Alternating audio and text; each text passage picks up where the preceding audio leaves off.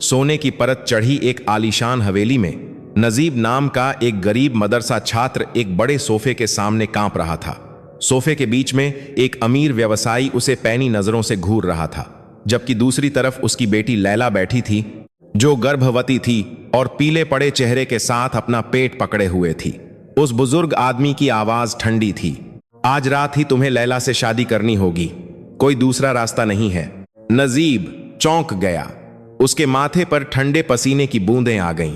वह जानता था कि यह बच्चा उसका खून नहीं है, लेकिन नौकरी खोने, झूठे इल्जाम में फंसने और यहां तक कि जेल जाने की धमकी ने उसके कदम जकड़ लिए थे।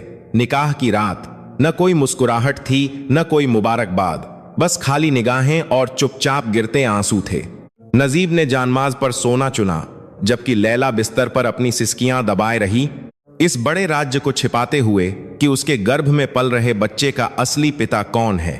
रातें बीतती गईं। फिर एक दिन जब बच्चा पैदा हुआ और एक अजनबी आदमी एक फ्लैश डिस्क और एक वसीयतनामा लेकर अस्पताल पहुंचा, उसी पल से बड़ी सफाई से बुने गए सारे झूठ एक एक करके ढहने लगे।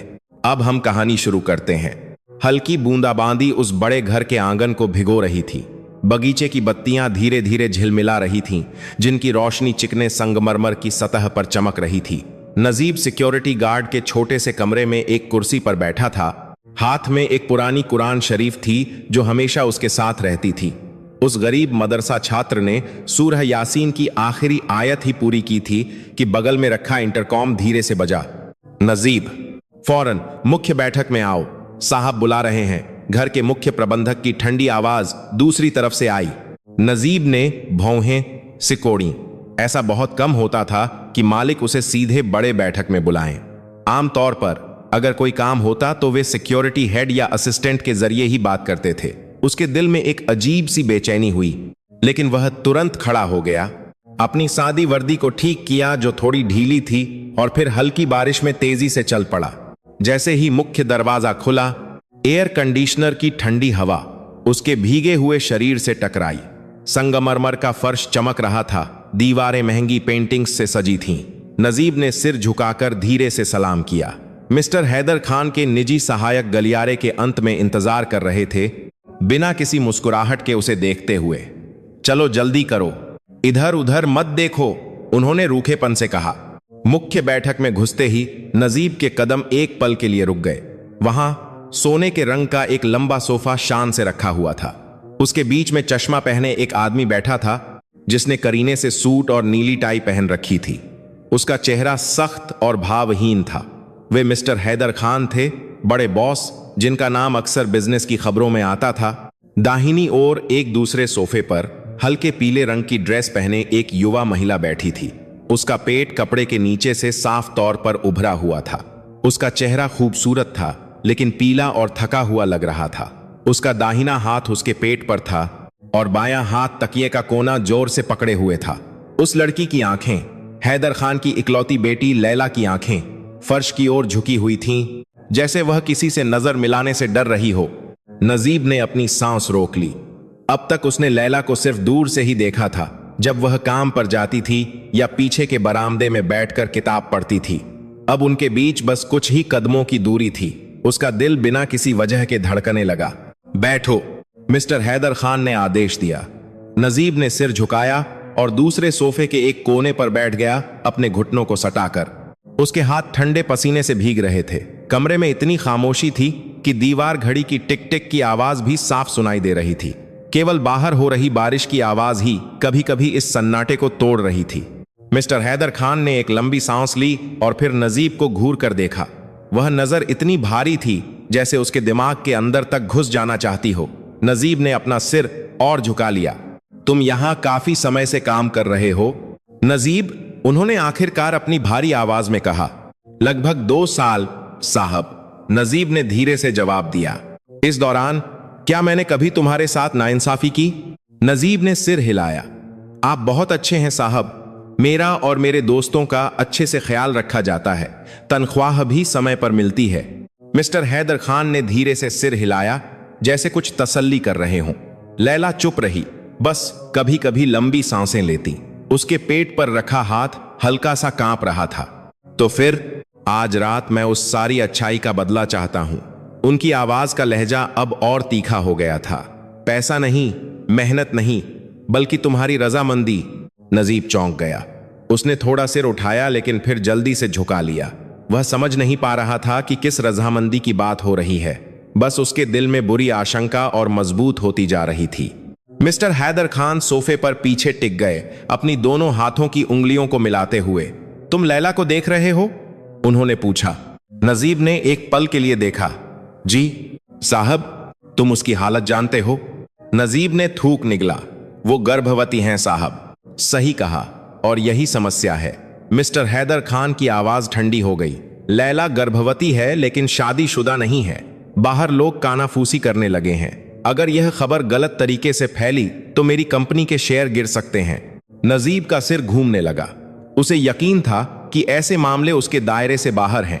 वह सिर्फ एक सिक्योरिटी गार्ड था, एक मदरसा छात्र जो ईमानदारी से काम करके अपनी जिंदगी चला रहा था और थोड़े थोड़े पैसे बचा रहा था ताकि वापस मदरसे जा सके। माफ कीजिए साहब, नजीब ने हिम्मत करके धीरे से कहा। मैं इसमें क्या मदद कर सकता हूं? मिस्टर हैदर खान के जवाब देने से पहले लैला ने एक पल के लिए अपना चेहरा उठाया। उसकी आंखें गीली थीं, आंसुओं से भरी हुई। एक पल के लिए नजीब ने उनमें गहरा डर देखा और कुछ और भी, एक ऐसा पछतावा जो बर्दाश्त करने के लिए बहुत भारी था। तुम एक मदरसा छात्र हो, मिस्टर हैदर खान ने कहा। तुम दीन के कायदे कानून जानते हो। तुम समझते हो कि एक मुस्लिम परिवार की इज्जत कैसे बचाई जाती है? जी, नजीब ने धीरे से सिर हिलाया। अपने भाई की इज्जत पर पर्दा डालना अच्छी बात है साहब, जब तक कि इससे कोई गलत चीज जायज न हो जाए। यह वाक्य उसकी जुबान पर यूं ही आ गया जो उसने मदरसे में अपने उस्ताद से सीखा था। लेकिन जैसे ही उसने यह कहा, उसे पछतावा हुआ। न जाने क्यों गलत चीज शब्द उस ऐशो आराम से भरे कमरे में अजीब तरह से गूंज रहा था। मिस्टर हैदर खान ने अपनी आंखें सिकोड़ी और फिर हल्की सी मुस्कान दी। बहुत अच्छे, तुम्हें इल्म याद है तो तुम जरूर समझोगे कि इस इज्जत पर पर्दा डालने के लिए क्या करना होगा। कुछ सेकंड की खामोशी छा गई। दीवार घड़ी धीरे धीरे टिक टिक करती रही। लैला ने अपनी आंखें बंद कर लीं, उन आंसुओं को रोकते हुए जो बस गिरने ही वाले थे। तुम्हें लैला से शादी करनी होगी, मिस्टर हैदर खान ने धीरे लेकिन साफ तौर पर कहा। आज रात ही। नजीब का सीना जैसे किसी ने जकड़ लिया हो। ये शब्द उसके कानों पर दिन दहाड़े बिजली की तरह गिरे। मालिक की बेटी से शादी आज रात। इस हालत में उसने लैला की ओर देखा, कोई जवाब ढूंढते हुए। एक पल के लिए उनकी नजरें मिलीं। उस लड़की की आंखों में आंसू थे और गहरी निराशा भी। लैला ने कुछ कहने के लिए मुंह खोला लेकिन उसके होंठ फिर से बंद हो गए। उसने बस धीरे से सिर हिलाया, इतना धीरे कि लगभग दिखाई भी न दे। साहब, मैं। नजीब की आवाज कांप रही थी। मैं समझा नहीं, वो बच्चा बेशक तुम्हारा नहीं है। मिस्टर हैदर खान ने तीखेपन से बीच में ही बात काट दी। इसीलिए मैंने तुम्हें चुना है। तुम्हारा नाम साफ है, तुम्हारा कोई रिकॉर्ड नहीं है। लोग आसानी से मान लेंगे कि तुम ही उसके शौहर हो। बस हमें सब कुछ सही तरीके से संभालना होगा। नजीब का गला रुंध गया। लेकिन साहब, क्या यह गलत नहीं है? मिस्टर हैदर खान पीछे टिक गए। इस बार उनकी नजरें और सख्त हो गईं। गलत है या नहीं, इसका जिम्मा मैं लूंगा। तुम्हें बस हां कहना है। शादी के बाद तुम यही काम करते रहोगे। तुम्हारी तनख्वाह बढ़ा दूंगा। मैं तुम्हें परिवार का हिस्सा मानूंगा। वह एक पल के लिए रुके, फिर एक ऐसे लहजे में जोड़ा जिसने नजीब की रूह कंपा दी। अगर तुमने मना किया तो आज रात ही तुम्हें नौकरी से निकाल दूंगा और मैं कहानी को आसानी से पलट सकता हूं। लोगों को यह विश्वास दिला सकता हूं कि लैला के साथ यह सब तुमने किया है। नजीब ने अपनी आंखें बंद कर लीं। उसका सीना भारी हो गया। उसे अपनी मरहूम मां का चेहरा याद आया जो दुआओं में सजदा करती थीं। उसे अपने उस्ताद की नसीहत याद आई कि हमेशा ईमानदारी का रास्ता चुनना, चाहे अंजाम कुछ भी हो। लेकिन दूसरी तरफ उसे बिना नौकरी, बिना घर और झूठे इल्जाम से बर्बाद हुई इज्जत वाली जिंदगी का ख्याल भी आया। दूसरी तरफ लैला अपने पेट को और कसकर पकड़े हुए थी। नजीब ने एक दबी हुई सिसकी सुनी। वे दोनों उस बैठक के सन्नाटे में फंसे हुए थे जो अब और भी तंग महसूस हो रहा था। नजीब का सिर और झुक गया। मन ही मन वह अल्लाह से हिदायत मांगने लगा, जबकि बाहर रात और गहरी होती जा रही थी। बैठक का माहौल जम गया था। केवल बाहर बारिश की आवाज ही खिड़की के शीशों पर दस्तक दे रही थी, जैसे वह भी इस अनहोनी बातचीत की गवाह बन रही हो। तो क्या फैसला है? मिस्टर हैदर खान की आवाज फिर से सुनाई दी, इस बार बिना किसी लाग लपेट के। तुम मान रहे हो या नहीं? नजीब अभी भी कुछ बोल नहीं पा रहा था, उसका गला सूख गया था।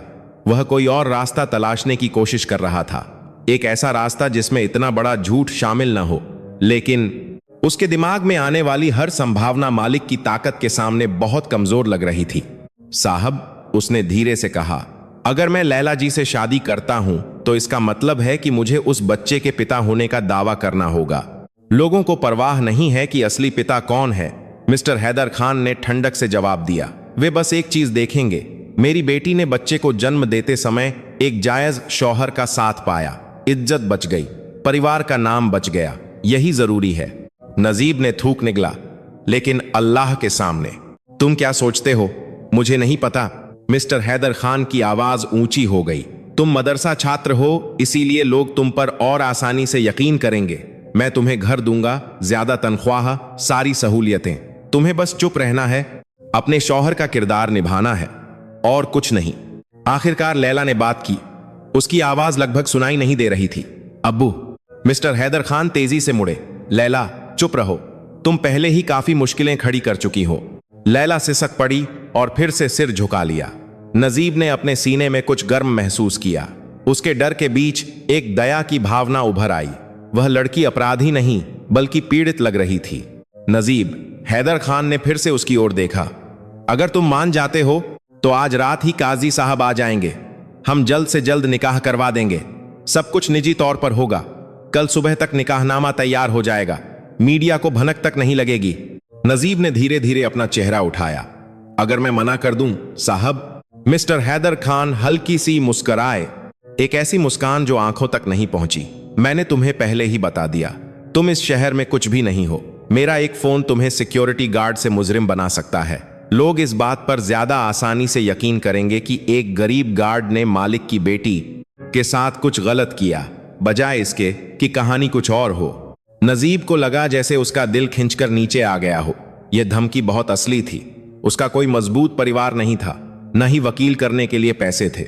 यहां तक कि जिस छोटे से किराए के कमरे में वह रहता था, उसका किराया भी बाकी था। इस उलझन के बीच उसने लैला की ओर देखा।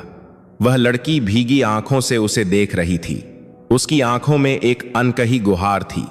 उसके होंठ कांप रहे थे, लेकिन गुस्से से नहीं बल्कि डर से। मुझे माफ कर दो, लैला ने इतनी धीरे से फुसफुसाया कि सिर्फ नजीब ही सुन सका। इस छोटे से वाक्य ने नजीब के दिल को और भी बेचैन कर दिया।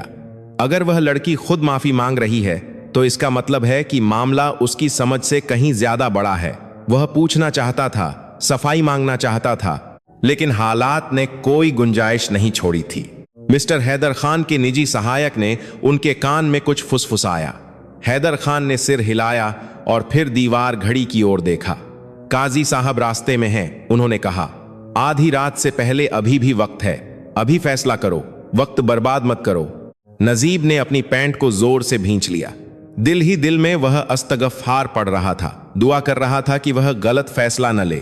डर और अपने सामने बैठी लड़की की रक्षा करने की भावना के बीच आखिरकार एक वाक्य उसकी जुबान से निकल गया, अगर इससे लैला जी की इज्जत बच सकती है तो इंशाअल्लाह मैं तैयार हूं साहब। नजीब की आवाज कहते हुए लगभग कांप गई। लैला ने अपने मुंह पर हाथ रखकर एक सिसकी को रोका। आंसू एक एक करके उसके गालों पर बहने लगे। मिस्टर हैदर खान ने राहत की सांस ली और खड़े हो गए। बहुत अच्छे, तुम एक एहसानमंद लड़के हो। उन्होंने नजीब के कंधे पर हल्का सा थपथपाया। वह स्पर्श बहुत भारी महसूस हुआ। दूसरी मंजिल पर मेहमानों के कमरे में जाओ, मेरा असिस्टेंट तुम्हारे लिए कपड़े तैयार कर देगा, हमारे पास ज्यादा वक्त नहीं है। नजीब कांपते हुए घुटनों के साथ खड़ा हुआ। उसने हल्का सा झुककर सलाम किया और फिर बैठक से बाहर निकल गया। हर कदम एक बड़े पत्थर पर पैर रखने जैसा महसूस हो रहा था। अपने पीछे वह लैला के धीरे धीरे रोने और हैदर खान की धीमी आवाज सुन सकता था, जो उसे शांत करने की कोशिश कर रहे थे, न जाने किन शब्दों से। दूसरी मंजिल का गलियारा खामोश था। नजीब उस कमरे में दाखिल हुआ जो सहायक ने उसे दिखाया था। एक साफ सुथरा कमरा जिसमें एक सफेद कुर्ता पायजामा और एक नई सरोंग बिस्तर पर रखी हुई थी। एक छोटी मेज पर एक काली टोपी और एक जानमाज रखी थी, जिससे अभी भी दुकान की महक आ रही थी। नजीब बिस्तर के किनारे बैठ गया और उन सब चीजों को खाली नजरों से देखने लगा। उसके मन में गांव में बीता बचपन घूम गया, जब वह एक उस्ताद बनने का सपना देखता था, बच्चों को नरमी से कुरान पढ़ाता। उसने कभी सपने में भी नहीं सोचा था कि एक दिन वह एक ऐसी शादी में फंस जाएगा जो उसकी अपनी पसंद नहीं थी। बाहर एक कार के आंगन में आने की आवाज आई। उसके बाद गलियारे में तेज कदमों की आहट। काजी साहब आ गए थे। समय उसके दिल के तैयार होने का इंतजार किए बिना आगे बढ़ रहा था। नजीब उठा, बाथरूम में वुजू किया और फिर आईने में अपना चेहरा देखा। वे आंखें अजनबी लग रही थीं, जैसे किसी और की हों। उसने सिर झुकाया, धीरे से फुसफुसाया, या अल्लाह, अगर यह वह रास्ता नहीं है जिससे तू राज्य है, तो मुझे कोई निशानी दिखा दे। मुझे जिंदगी भर पछताने मत देना। लेकिन घड़ी की टिक टिक के सिवा कोई जवाब नहीं था। नजीब ने अपना चेहरा पोंछा, सफेद कुर्ता और काली टोपी पहनी और फिर कमरे से बाहर निकलकर दोबारा बैठक की ओर चल पड़ा। वहां उसका भविष्य एक ऐसे निकाह की शक्ल में इंतजार कर रहा था जिसका अंजाम उसे मालूम नहीं था। मुख्य बैठक का नजारा बदल चुका था। बीच की कांच की मेज हटा दी गई थी। उसकी जगह एक छोटी मेज रखी थी जिस पर निकाहनामा और एक कलम रखी थी। कुछ कुर्सियां आमने सामने रखी गई थीं। छत पर लगा क्रिस्टल का झूमर पहले से ज्यादा रोशनी दे रहा था, जिसकी चमक आंखों को चुभ रही थी। एक अधेड़ उम्र के काजी साहब, जिनकी हल्की दाढ़ी और सादा साफा था, एक कुर्सी पर बैठे थे। उनके बगल में हैदर खान की तरफ से 2 आदमी गवाह के तौर पर तैयार थे। सब कुछ व्यवस्थित लग रहा था, वो ना कुछ अंदर के जान की और बाकी देश का, जैसे यह एक आम निकाह हो। नजीब काजी साहब के सामने वाली कुर्सी पर बैठ गया। उसकी उंगलियां गोद में एक दूसरे से गूंथी हुई थीं। बाईं ओर मिस्टर हैदर खान शांत चेहरे के साथ बैठे थे, जबकि लैला ने एक दूसरी कुर्सी पर जगह ली।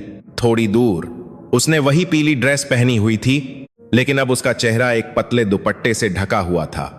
उसकी आंखें सूजी हुई थीं, लेकिन उन्हें सामान्य दिखाने की कोशिश की जा रही थी। ठीक है, काजी साहब की नरम आवाज ने खामोशी को तोड़ा। शुरू करने से पहले मैं एक बात पक्की करना चाहता हूं। क्या दूल्हा और दुल्हन दोनों इस निकाह के लिए राजी हैं? नजीब ने सिर झुका लिया। राज्य शब्द हवा में तैर रहा था, बहुत भारी महसूस हो रहा था। क्या वह राज्य था? उसके पास इस सवाल का कोई ईमानदार जवाब नहीं था। एक तरफ उसे मजबूर महसूस हो रहा था, दूसरी तरफ वह किसी और की इज्जत बचाने के लिए अपनी रजामंदी दे चुका था। उसका दिल 2 भावनाओं के बीच फंसा हुआ था। मिस्टर हैदर खान ने जल्दी से बीच में कहा, बेशक काजी साहब, वे दोनों राज्य हैं। मेरी बेटी की तबीयत थोड़ी ठीक नहीं है, इसीलिए अगर वह थकी हुई लगे तो माफ कीजिएगा। काजी साहब ने सिर हिलाया, एक पल नजीब को देखा और फिर लैला की ओर मुड़े।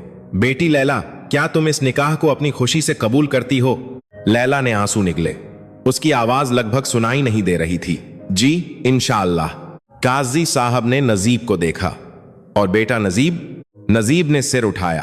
काजी साहब के ईमानदार और शांत चेहरे को देखा। एक पल के लिए उसका मन हुआ कि वह चीख पड़े, सब कुछ बता दे, लेकिन बगल से मिस्टर हैदर खान की तीखी नजर ने उसे रोक दिया। वह धमकी उसके दिमाग में फिर से गूंजने लगी। इंशाअल्लाह मैं कबूल करता हूं काजी साहब, उसने धीरे से जवाब दिया। काजी साहब ने एक गहरी सांस ली और फिर निकाह का खुतबा पढ़ना शुरू किया। तकवा के बारे में आयतें, उन जोड़ों के बारे में जिन्हें अल्लाह ने एक दूसरे के लिए सुकून बनाया है, शौहर और बीवी की जिम्मेदारियों के बारे में। हर वाक्य चुभ रहा था, जैसे याद दिला रहा हो कि निकाह कितना पाक रिश्ता है और वह इसमें कितने शक से भरे दिल के साथ कदम रख रहा है। खुतबे के बाद काजी साहब नजीब की ओर मुड़े। ठीक है, अब इजाब कबूल। बेटा नजीब, साफ साफ दोहराना, हिचकिचाना मत, जरूरत पड़े तो पहले सांस ले लो।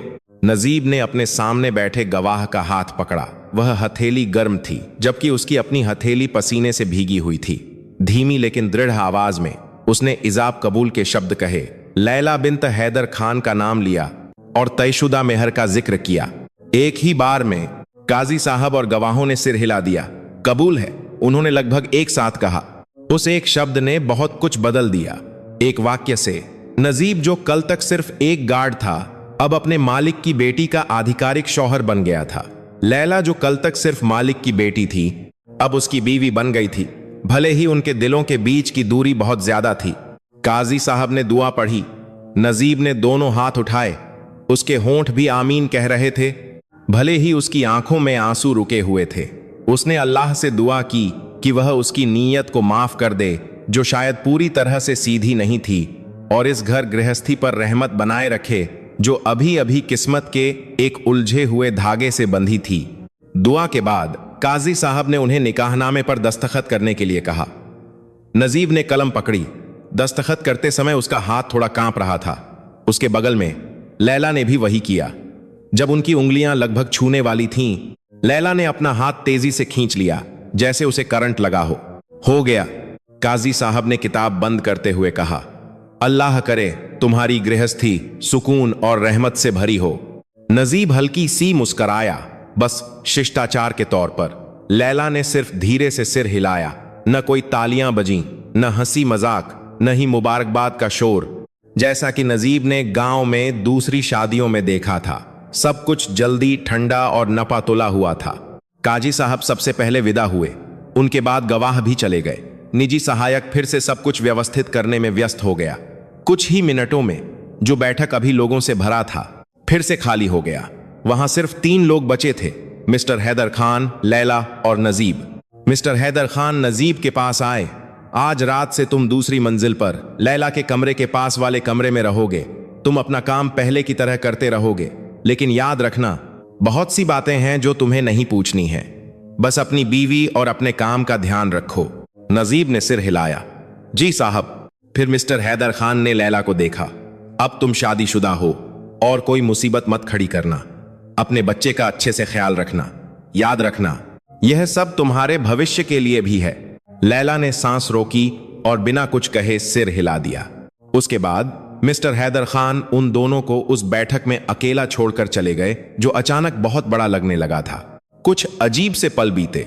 नजीब और लैला एक दूसरे से दूर खड़े थे, समझ नहीं पा रहे थे कि कहां से शुरू करें। आखिरकार नजीब ने ही पहले सिर झुकाया। अस्सलामु अलैकुम लैला, उसने धीरे से कहा। यह पुकार उसकी जुबान पर अभी भी अजीब लग रही थी। आज से हम शौहर बीवी हैं। मैं किसी भी चीज के लिए जोर नहीं दूंगा। अगर मेरी कोई मदद चाहिए हो तो बता देना। लैला ने धीरे धीरे अपना चेहरा उठाया। उसे अपनी अभी भी भीगी आंखों से देखा। वालेकुम अस्सलाम। इस शादी को मानने के लिए शुक्रिया। उसकी आवाज में गहरा दर्द था। नजीब बहुत कुछ पूछना चाहता था, लेकिन वह जानता था कि यह सही समय नहीं है। उसने बस सिर हिलाया और लैला को कमरे में वापस जाने का इशारा किया। उस रात जब घर की सारी बत्तियां एक एक करके बुझा दी गईं, नजीब उनके लिए तैयार किए गए कमरे में दाखिल हुआ। अंदर एक बड़ा बिस्तर और एक लकड़ी की अलमारी थी, लेकिन उसने कमरे के एक कोने में जानमाज बिछाना चुना। लैला कुछ देर बाद अंदर आई, अभी भी उसी ड्रेस में, जिसे अब उसने एक पतली जैकेट से ढक लिया था। उसने नजीब को देखा, जो जानमाज पर बैठा तस्बीह पढ़ रहा था। वह लड़की दरवाजे के पास हिचकिचाते हुए खड़ी रही। अगर तुम बिस्तर पर आराम करना चाहती हो तो कर सकती हो, नजीब ने बिना उसकी ओर देखे कहा। मैं यहीं ठीक हूं। अगर तुम में हिम्मत है तो आज रात हम नमाज से शुरुआत कर सकते हैं। लैला ने अपनी आंखें पोंछी और धीरे से सिर हिलाया। मैं भी पढ़ूंगी। उन्होंने खामोशी से एक साथ नमाज पढ़ी। सलाम के बाद नजीब ने लंबी दुआ की। उसकी आवाज धीमी थी। उसके बगल में लैला कभी कभी अपने आंसू पोंछ रही थी। उन्होंने एक दूसरे को नहीं देखा, लेकिन उन 2 जानमाजों के बीच एक दूरी थी जिसे वे दुआओं से पाटने की कोशिश कर रहे थे। जब आखिरकार बत्ती बुझाई गई, लैला बिस्तर पर लेट गई, अपने उस पेट को गले लगाए जिसमें एक मासूम बच्चा था। नजीब जानमाजा पर ही रहा, अंधेरी छत को देखते हुए, अपनी बीवी की भारी सांसें सुनते हुए। इन सब के पीछे एक बड़ा राज था जो अभी तक कहा नहीं गया था। सतह पर आने और उनकी पूरी जिंदगी को हिला देने के लिए सही वक्त का इंतजार कर रहा था। दीवार घड़ी में लगभग आधी रात हो चुकी थी जब कमरे की धीमी बत्ती जलाई गई। लैला बिस्तर के किनारे बैठी थी। उसकी पीठ तकियों के ढेर पर टिकी हुई थी। उसकी सांसें धीमी लेकिन भारी थीं। कमरे के कोने में एक परी से नजीब उस जानमाज को लपेट रहा था जिस पर उन्होंने नमाज पढ़ी थी। अगर तुम्हें असहज महसूस हो रहा है तो मैं दूसरे कमरे के लिए कह सकता हूं, नजीब ने खामोशी को तोड़ते हुए धीरे से कहा। मैं जानता हूं कि यह सब बहुत अचानक हुआ, लैला ने धीरे से सिर हिलाया। कोई जरूरत नहीं है। अगर अब्बू को पता चला तो वे फिर गुस्सा होंगे। मैं यहां सो सकती हूं, बस तुम्हें कोई आपत्ति नहीं होनी चाहिए। नजीब ने फर्श की ओर देखा। मैं यहीं रहूंगा। उसने खिड़की के पास कमरे के कोने की ओर इशारा किया।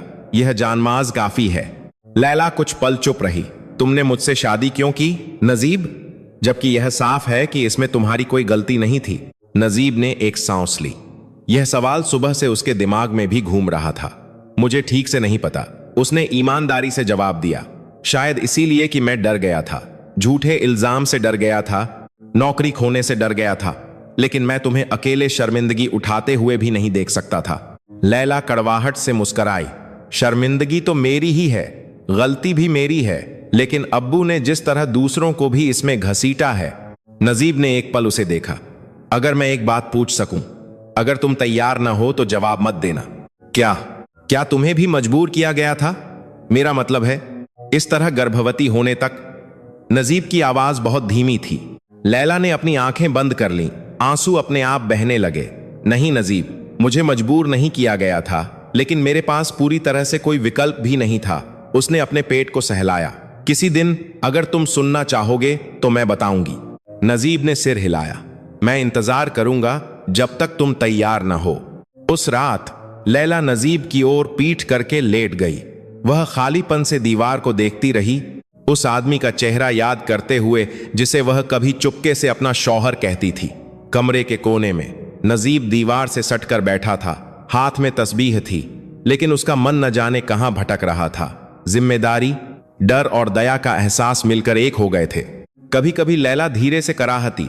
शायद पीठ में दर्द की वजह से नजीब उठकर पास आया, एक पल हिचकिचाया। अगर तुम्हें और तकियों की जरूरत हो तो मैं ले आता हूं, उसने घबराते हुए कहा। लैला ने आंसू पोंछे। कोई बात नहीं, शुक्रिया। ऐसी थी उनकी पहली रात। बिना किसी स्पर्श के, बिना किसी मीठे बोल के, बस दो अजनबी जो समान रूप से घायल थे, एक ही जगह साझा कर रहे थे, लेकिन एक अनदेखी दूरी से अलग थे। सुबह होने से कुछ देर पहले नजीब बैठी हुई अवस्था में ही जाग गया। उसकी गर्दन अकड़ गई थी। उसने एक दबी हुई सिसकी सुनी। जब उसने मुड़कर देखा तो लैला अपने घुटनों को गले लगाए बैठी थी। उसकी ड्रेस थोड़ी ऊपर उठी हुई थी, जिससे उसका पेट धीरे धीरे धड़कता हुआ दिख रहा था। क्या हुआ? नजीब अनजाने में ही पास आ गया। लैला ने जल्दी से आंसू पोंछे। कुछ नहीं, बस एक बुरा सपना था। अगर तुम नमाज पढ़ना चाहती हो तो हम साथ पढ़ सकते हैं। नजीब ने नरमी से पेशकश की। कभी कभी दुआ उन डरों को शांत कर देती है जिन्हें बताया नहीं जा सकता। लैला ने उसे देखा। नजीब की आंखों में उसे किसी ऐसे मर्द की नजर नहीं दिखी जो उसका शरीर चाहता हो। बस एक मदरसा छात्र की नजर थी जो उलझन में था, लेकिन ईमानदारी दिखाने की कोशिश कर रहा था। इससे उसके दिल को थोड़ी गर्मी मिली। ठीक है, उसने धीरे से जवाब दिया। मुझे उठने में मदद करो नजीब। नजीब ने अपना हाथ बढ़ाया, उसे धीरे धीरे उठने में मदद की। जब उनकी हथेलियां एक दूसरे को छुईं तो लैला के सीने में कुछ कांपा। प्यार नहीं, अभी नहीं, लेकिन एक अजीब सी सुरक्षा की भावना। उस सुबह जिंदगी में पहली बार लैला एक ऐसे मर्द के पीछे सजदे में झुकी जो न तो उसका पिता था और न ही वह मर्द जिससे उसने चुपके से शादी की थी। और जिन दुआओं में उसने मांगा, उनमें एक गुहार थी जो उसने सबसे धीमी आवाज में की। अल्लाह, इस पछतावे को नफरत में बदलने मत देना। नजीब खुद दुआ कर रहा था कि उसे अपनी हदें बनाए रखने की ताकत मिले। वह इस शादी को शौहर के हक मांगने का बहाना नहीं बनाना चाहता था, जबकि उनके बीच के दिलों ने अभी कोई दिशा नहीं पाई थी। उसने बस अल्लाह से यह दिखाने के लिए कहा कि इस घर में उसकी भूमिका क्या है। क्या वह एक अस्थाई ढाल है या एक बड़ी किस्मत का हिस्सा? सुबह खिड़की से झांक रही थी। सूरज की रोशनी पर्दों से छनकर आ रही थी, लेकिन उस कमरे में सूरज की रोशनी पर्दों से छनकर आ रही थी। माहौल अभी भी धुंधला था, जैसे उनके द्वारा छिपाए गए राज रोशनी को स्वीकार करने से इनकार कर रहे हों। शादी के बाद के दिन एक लंबे उलझे हुए सपने की तरह बीत रहे थे। नजीब अब भी हर सुबह सिक्योरिटी गार्ड की वर्दी पहनता, सामने के पोस्ट पर पहरा देता, जैसे कुछ हुआ ही ना हो। फर्क सिर्फ इतना था कि अब कुछ दूसरे कर्मचारी उसे अलग नजर से देखने लगे थे। वाह, क्या किस्मत है। एक नौकरानी ने अपनी दोस्त से फुसफुसाया, जब नजीब वहां से गुजरा। पहले सिर्फ गार्ड था, अब मालिक का दामाद है। दूसरी हल्की सी हंसी। इसे ही तो किस्मत कहते हैं। शायद तहज्जुद की नमाज ज्यादा पढ़ता होगा, इसलिए दुआ जल्दी कबूल हो गई। नजीब ने अनसुना करने का नाटक किया।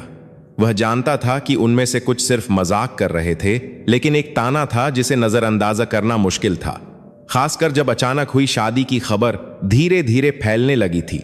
हालांकि जो कहानी फैल रही थी वह हकीकत से अलग थी।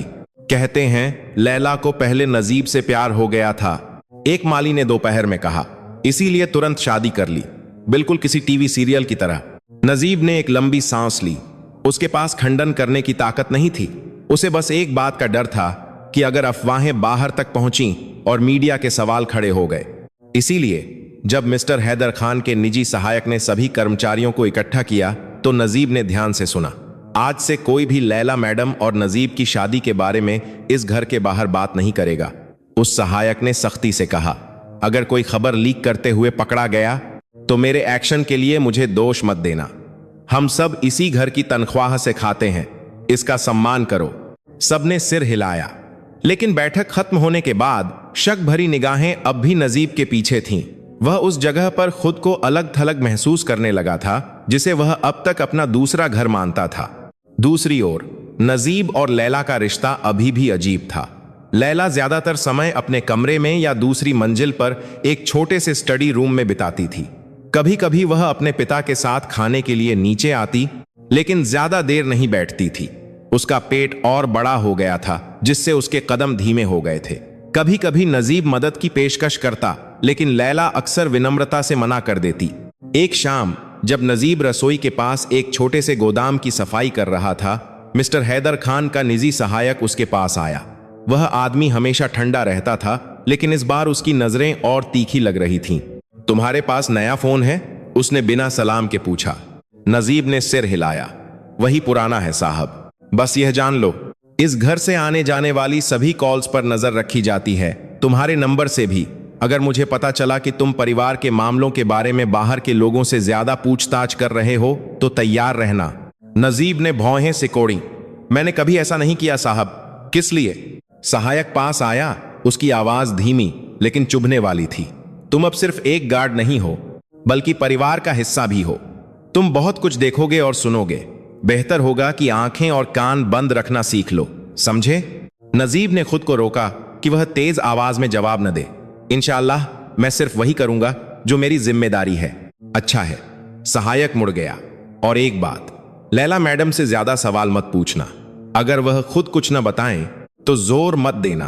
तुम्हें बस यह जानने की जरूरत है कि तुम्हारा काम उन्हें लोगों की नजरों में अच्छा दिखाना है। यह वाक्य हवा में लटका रहा। नजीब उस सहायक की दूर जाती पीठ को देखता रहा, महसूस कर रहा था जैसे उसके गले में एक अदृश्य रस्सी बांध दी गई हो। रात में जब वह कमरे में गया तो उसने लैला को आईने के सामने बैठा पाया, जो अपनी पीली परछाई को देख रही थी। मेज पर गर्भावस्था के कुछ विटामिन बिखरे पड़े थे। नजीब को डॉक्टर से पता चला था कि लैला की गर्भावस्था 7वें महीने में प्रवेश कर चुकी है। विटामिन ले लिए? नजीब ने धीरे से पूछा, सामान्य लगने की कोशिश करते हुए। लैला ने सिर हिलाया। हां, लेकिन बहुत थकान महसूस हो रही है। नजीब एक पल हिचकिचाया। अगर कल तुम चाहो तो हम आंगन में धीरे धीरे टहल सकते हैं। ताजी हवा से थोड़ी मदद मिलती है। मदरसे में मेरे उस्ताद कहते थे, जो गर्भवती महिला अक्सर नीला आसमान देखती है उसका दिल ज्यादा शांत रहता है। लैला ने आईने से उसे देखा। तुम्हारा मदरसा कहाँ है? गांव में, शहर से लगभग 2 घंटे दूर। छोटा है लेकिन सुकून भरा। नजीब हल्की सी मुस्कुराया। मेरा सपना है कि एक दिन वहां वापस जाऊं और पढ़ूं। तुम क्या बनना चाहते हो? लैला ने पूछा। पहली बार ऐसा लगा कि वह सच में जानना चाहती है। पता नहीं, पहले उस्ताद बनना चाहता था, अब। नजीब ने कंधे उचकाए। अब तो मुझे यह भी नहीं पता कि मैं क्या हूं, गार्ड, शौहर या सिर्फ एक नाम जिसे एक कहानी को ढकने के लिए उधार लिया गया है। लैला चुप हो गई। यह बात उसके दिल में चुभ गई क्योंकि इसमें एक सच्चाई थी जिसे वह खुद भी महसूस कर रही थी। माफ करना नजीब, उसने धीरे से कहा। अगर मेरे पास विकल्प होता तो मैं तुम्हें इतना दूर नहीं घसीटती। नजीब ने सिर हिलाया। तुमने मुझे नहीं घसीटा, हालात ने हम दोनों को घसीटा है। यह एक साधारण बात थी, लेकिन इसने लैला को सिर झुकाने पर मजबूर कर दिया, उन आंसुओं को रोकते हुए जो फिर से गिरने वाले थे। उसके पेट में बच्चा धीरे से हिला, जैसे अपनी मां की बेचैनी पर प्रतिक्रिया दे रहा हो। रात और गहरी होती गई। बाहर बड़ी सड़क पर गाड़ियों की आवाज धीमी सुनाई दे रही थी। कमरे के अंदर दो लोग जो अभी अभी एक शादी में बंधे थे, खामोशी में बैठे थे। हर एक अपने कंधों पर एक बोझ लिए हुए था, जिसे वे अभी एक दूसरे के सामने खोलने की हिम्मत नहीं कर पा रहे थे। कुछ हफ्तों बाद बारिश सामान्य से ज्यादा तेज हो रही थी। बड़े घर की छत धीरे धीरे गड़गड़ा रही थी। बिजली एक दो बार झपकी, लेकिन जलती रही। नजीब अभी अभी गश्त लगाकर लौटा था कि उसके कदम लैला के कमरे के सामने रुक गए। दरवाजा थोड़ा खुला था। अंदर से लैला की धीमी लेकिन जल्दबाजी में कही गई आवाज आ रही थी, कबीर, मुझे डर लग रहा है। अब्बू और सख्त होते जा रहे हैं। उन्होंने मुझे सब कुछ भूल जाने को कहा है। कबीर, अगर कुछ हो गया तो प्लीज बच्चे को दोष मत देना, उसकी कोई गलती नहीं है। नजीब सन्न रह गया। उसका इरादा छिपकर सुनने का नहीं था, लेकिन ये शब्द उसके कानों तक पहुंच गए। एक खामोशी हुई, फिर लैला की आवाज फिर से आई, इस बार घबराहट के कारण ज्यादा तेज। मैं अपनी मर्जी से बाहर नहीं जा सकती। मेरे हर कदम पर नजर रखी जाती है। तुम्हारा नंबर भी अब्बू कई बार चेक कर चुके हैं। अगर तुम इस घर में आए तो वो जरूर। हेलो कबीर, चुप मत रहो। कनेक्शन कटने की आवाज आई। कमरा अचानक खामोश हो गया। कुछ सेकंड बाद एक दबी हुई सिसकी सुनाई दी। नजीब एक कदम पीछे हटा, पकड़े जाने से पहले चले जाने का इरादा कर रहा था, लेकिन गलियारे की लकड़ी की फर्श से हल्की चरमराहट हुई। कमरा 5 को एक दबी हुई सिसकी, जिससे लैला ने मुड़कर देखा। दरवाजा और चौड़ा खुला, जिससे उसका आंसुओं से भीगा चेहरा दिखाई दिया। नजीब, उसकी आवाज धीमी थी, आश्चर्य और शर्मिंदगी से मिली जुली। तुम वहां कब से हो? नजीब ने जल्दी से सिर झुकाया। माफ करना, मैं अभी यहां से गुजर रहा था। लैला ने अपनी आस्तीन से आंसू पोंछे मुस्कुराने की कोशिश की, लेकिन नाकाम रही। तुमने सुन लिया है ना? नजीब ने सीधे जवाब नहीं दिया। मैंने जानबूझकर नहीं सुना, लेकिन अगर मैं किसी तरह मदद कर सकूं तो बताना। लैला एक पल हिचकिचाई और फिर सिर हिला दिया। तुम कुछ नहीं कर सकते, यहां तक कि मैं खुद अपनी मदद नहीं कर सकती। नजीब ने उसे देखा। वह कहना चाहता था कि हर समस्या का कोई ना कोई हल होता है, लेकिन वह जानता था कि यह वाक्य तब बेईमानी लगता है जब सुनने वाला अपने ही घर में कैद हो। कम से कम, नजीब ने गला साफ किया, अपना फोन सुरक्षित रखना, अभी कनेक्शन कट गया था, शायद नेटवर्क की समस्या हो, ज्यादा घबराओ मत। लैला उदासी से मुस्कुराई।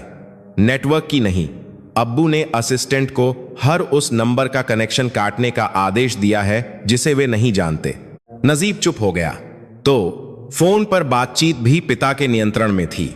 वह नंबर उसने सावधानी से पूछने की कोशिश की। किसी ऐसे का था जिस पर तुम भरोसा करती हो? लैला ने नजीब को घूर कर देखा, जैसे तौल रही हो कि वह इस कागजी शौहर पर कितना भरोसा कर सकती है। उससे भी ज्यादा उसने आखिरकार जवाब दिया, वह कभी मेरे शौहर थे, एक ऐसे शौहर जिन्हें अब्बू परिवार के लिए सबसे बड़ा कलंक मानते हैं।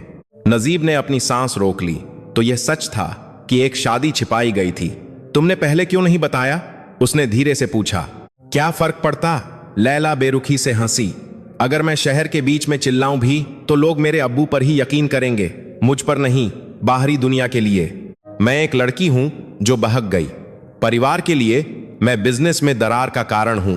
वह ड्रेसिंग टेबल की ओर गई, एक कागज उठाया जिसे उसने छिपा रखा था। कांपते हाथों से उसने उसे नजीब को दे दिया। मुझे इसे जला देना चाहिए था, उसने कहा, लेकिन मेरी हिम्मत नहीं हुई। नजीब ने कागज लिया। यह सिर्फ एक कागज नहीं था, बल्कि एक क्लिनिक से डॉक्टर की जांच की रिपोर्ट की एक प्रति थी जिसका नाम उसने नहीं सुना था। ऊपरी दाहिने कोने पर मरीज का नाम लिखा था, लैला, और उसके बाद एक अलग उपनाम, हैदर खान नहीं। यह नजीब उलझन में था। वह नाम जो मैंने उनसे शादी करते समय इस्तेमाल किया था। लैला ने साफ किया। अब्बू ने उस डॉक्टर को सारा डेटा बदलने पर मजबूर किया, लेकिन यह एक मैंने चुपके से रख लिया। नजीब ने कागज के उस कोने को छुआ जो आंसुओं से थोड़ा गीला था। तुमने यह मुझे क्यों दिखाया? क्योंकि मैं यह सब अकेले छिपाते छिपाते थक गई हूं। लैला ने तीखी नजरों से देखा। लेकिन प्लीज अभी कुछ मत करना, किसी से संपर्क मत करना। अगर अब्बू को पता चला तो सिर्फ मैं ही नहीं, तुम भी खतरे में पड़ जाओगे।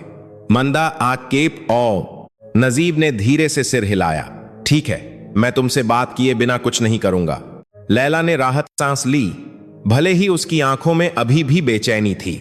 शुक्रिया नजीब, भले ही तुम मुझसे प्यार नहीं करते, कम से कम तुम मेरे जख्मों को और नहीं बढ़ा रहे हो। यह वाक्य नजीब के दिल में चुभ गया। उसे एहसास हुआ कि अपने सारे डरों के बावजूद लैला ने अभी भी उस पर भरोसा करने के लिए थोड़ी जगह छोड़ी थी। एक छोटी सी जगह जिसे अगर उसने बर्बाद कर दिया तो शायद वह कभी वापस नहीं मिलेगी। उस रात कमरे में वापस आने के बाद नजीब ने उस कागज की प्रति को अपनी पुरानी कुरान में रख दिया। आयतों के पन्नों के बीच वह राज छिपा रहा, सही समय पर सामने आने का इंतजार कर रहा था। नजीब ने उस कुरान को लंबे समय तक देखा और फिर धीरे से फुसफुसाया, या अल्लाह, अगर मुझे सच्चाई का गवाह बनना है तो मुझे इंसानों की धमकियों के सामने कमजोर मत पड़ने देना। बाहर बारिश अभी भी हो रही थी, लेकिन उसके सीने में एक बड़ा तूफान धीरे धीरे लेकिन निश्चित रूप से बन रहा था। उस दिन घर सामान्य से ज्यादा शांत था। मिस्टर हैदर खान शहर से बाहर थे। लैला अपने कमरे में आराम कर रही थी क्योंकि डॉक्टर ने उसे ज्यादा सोने की सलाह दी थी और ज्यादातर नौकर चाकर पीछे के हिस्से में व्यस्त थे। नजीब को मुख्य बैठक की सफाई का काम सौंपा गया था, जहां पिछली रात बोर्ड मीटिंग हुई थी। उसने कांच की मेज को धीरे धीरे खिसकाया, संगमरमर की सतह को पोंछा और फिर सोने के सोफे के नीचे सफाई करने के लिए झुका। तभी उसके हाथ ने कुछ ऐसा छुआ जो न तो धूल थी और न ही कोई गिरा हुआ सिक्का। एक पतला भूरे रंग का लिफाफा सोफे के पैर और दीवार के बीच फंसा हुआ था। नजीब ने भौहें सिकोड़ी। लिफाफा थोड़ा मुड़ा हुआ था, जैसे उसे कांपते हाथों से पकड़ा गया हो। उसने इधर उधर देखा, यह सुनिश्चित किया कि कोई देख तो नहीं रहा, और फिर धीरे से उसे उठा लिया। लिफाफे के सामने कोई नाम नहीं था, बस पानी का एक छोटा सा दाग था, शायद कॉफी या आंसू की एक बूंद। नजीब ने एक पल सोचा। उसका दिल जिज्ञासा और दूसरों की चीजों को न छूने की तहजीब के बीच जूझ रहा था, लेकिन उसके अंदर से एक आवाज आई। शायद यह उस सच्चाई का हिस्सा था जिसे अब तक छिपाया गया था। उसने धीरे धीरे लिफाफा खोला। अंदर कुछ कागज थे। पहला डॉक्टर की जांच की रिपोर्ट थी, वैसी ही जैसी लैला ने दी थी, लेकिन इस बार क्लिनिक के लोगो और डॉक्टर के असली दस्तखत के साथ। मरीज का नाम साफ लिखा था, लैला, एक ऐसे उपनाम के साथ जो हैदर खान नहीं था। अगले पन्ने ने नजीब के दिल की धड़कन धीमी कर दी। अल्ट्रासाउंड मशीन से ली गई एक छोटी सी ब्लैक एंड व्हाइट तस्वीर। बच्चे का नया नया बना आकार धुंधला लेकिन असली लग रहा था। उस तस्वीर के पीछे थोड़ी तिरछी लिखावट में कुछ लिखा था, मेरी जान, हमारे बच्चे का अच्छे से ख्याल रखना। अगर मैं वापस ना आ सका तो उसे बताना कि उसका अब्बू बुरा आदमी नहीं था। मैं बस सत्ता के भूखे बड़ों के खेल में हार गया। मेरे नाम को कभी यूं ही खोने मत देना। तुम्हारा कबीर। नजीब ने उस लिखावट को देर तक देखा। तुम्हारा कबीर बहुत अपना सा लगा, जैसे यह वही पुकार हो जो लैला पिछली रात बार बार दोहरा रही थी जब उसका फोन कट गया था। यह लिफाफा यकीनन किसी आम आदमी का नहीं था। धीरे धीरे नजीब ने दरवाजे की ओर देखा। अभी भी शांति थी। उसने एक लंबी सांस ली और फिर सारी चीजें वापस लिफाफे में डाल दी। उसके हाथ कांप रहे थे, पकड़े जाने के डर से नहीं, बल्कि यह जानकर कि इस सोने के सोफे पर कितना बड़ा झूठ रचा जा रहा है। जैसे ही वह खड़ा होने वाला था, धीमे कदमों की आहट सुनाई दी। लैला दरवाजे पर खड़ी थी, एक ढीली ढाली घरेलू ड्रेस पहने हुए। उसका चेहरा पीला था, लेकिन उसकी आंखें नजीब के हाथ में लिफाफे को तीखेपन से देख रही थीं। यह कहां से मिला? उसकी आवाज में खनक थी। नजीब चौंक गया। लिफाफा लगभग गिरते गिरते बचा।